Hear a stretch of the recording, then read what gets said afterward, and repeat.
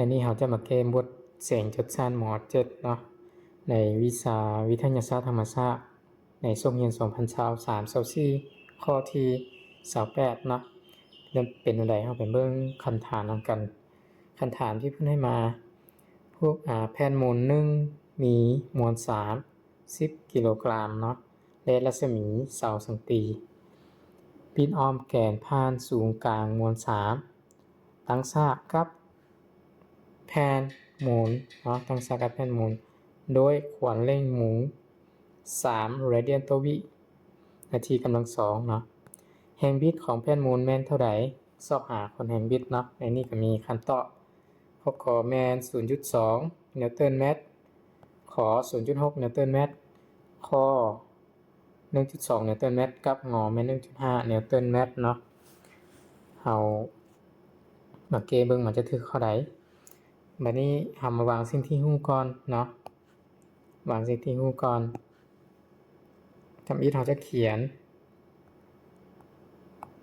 ให้ฮู้แบบนี้เนาะและในสิ่งที่ฮู้ก็มีมวล3แม่น10กิโลก็คือ n เท่า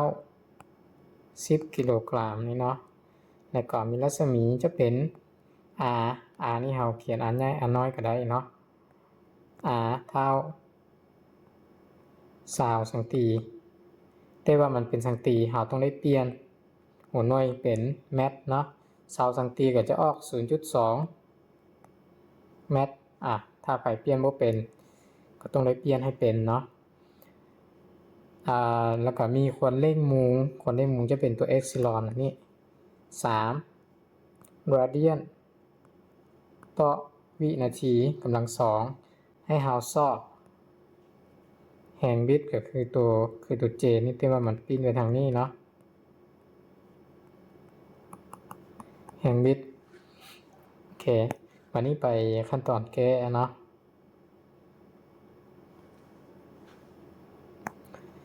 บทแก้มันนี่นะบทแก้เราก็จะมีจากสูตรแรงบิดคนแรงบิดมาเลยเนาะอิงตามสูตรคนแรงบิดอันนี้ก็ได้เนาะ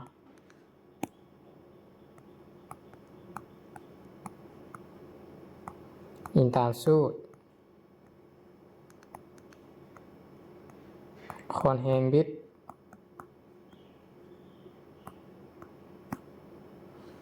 นั่นนี่เนาะเขาจะมีสูตรแมนคนแรงบิดเท่ากับคนแรงกระทกเนาะคูณให้กับรัศมีแล้วก็เท่ากับโมเมนตัมคูณให้กับคนเร่งมุงแบบนี้เนาะในวันนี้เรามาเบิ่งว่ามันตรงกับสูตรตัวใดคือในนี้คนแรงบ่มีแต่รัศมีเนาะแล้วก็ตัวที่2นี่แม่นคนเร่งมุงมีโมเมนตัมบ่มีตัวนี้บ่มีI ในสิ่งที่ฮู้แต่ว่า I เราสามารถซอกได้เนาะฉะนั้นเราจะเอาคนแรงบิดไปเท่าตัวนี้เลยเพื่อเอาไปแก้เนาะก็จะเขียนว่าถอนแรงบิดเท่า I เอ็กซ์ลอนซึ่งI เนาะ I คือโมเมนตัมของรูปแผ่นหมุนเราจะฮู้ว่าเป็นรูปแผ่นหมุนเป็นอย่างที่เป็นรูปแผ่นหมุนเรามาอ่านคำถามเนาะอ่านคำถามว่าพระอิฐเพิ่นเอามาเป็นรูปแผ่นหมุนมันมีหลายๆรูปเนาะ 7-8 รูปอยู่ในปืนแบบนั้นที่มันมีสูตรโมเมนตัมอยู่ในนั้นให้เราไปเบิ่งเนาะรูปแผ่นหมุนฉะนั้นเราต้องจื้อสูตรโมเมนตัมของรูปแผ่นหมุนมาใส่เราก็จึงจะได้รูปแผ่นหมุนนี่แม่นโมเมนตัม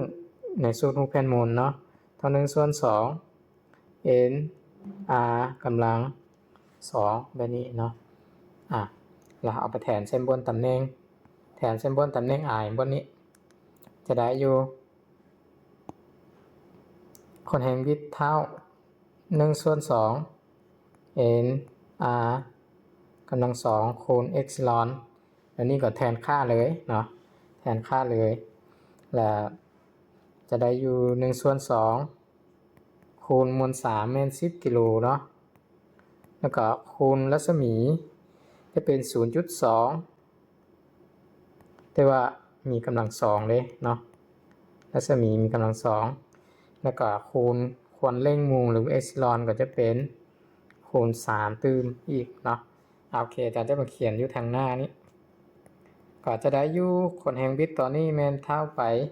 เอาเป็นอันนี้เนาะเอามาไล่นี้เลย10หาร2ออก5เนาะ5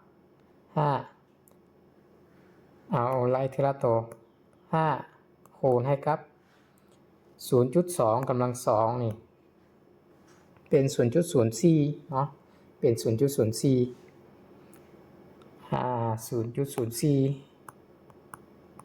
แบบนี้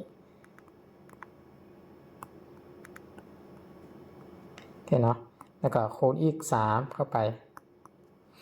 แบบนี้วันนี้3คูณ5เนาะเป็น15เอา15คูณ 0.04 0.04 นี่อาจารย์จะเปลี่ยนไปเป็น4คูณ10กำลังลบ2เนาะเพื่อจะได้ตัวเลข4คูณ15ฉะนั้นจะได้แห่งบิตในตัวนี้แมน4คูณ15จะออกอยู่60เนาะ60คูณ10กำลังลบ2แบบนี้ถ้าเราจะคูณต่อมาก็จะเท่าอยู่ 0.6 เนาะเพราะว่าเป็น60คูณ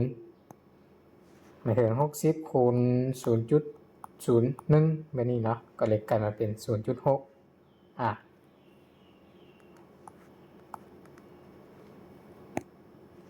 0.6 หัวหน่วยก็จะเป็นนิวตันคูณแม็กตัวนี้เนาะฉะนั้นแห่งบิตในตัวนี้แมนเอาอยู่ 0.6 นิวตันแม็กแบบนี้โอเคฉะนั้นอันนี้เป็นคำตอบเบื้องบันทึกข้อใดเนาะข้อขอไข่เนาะ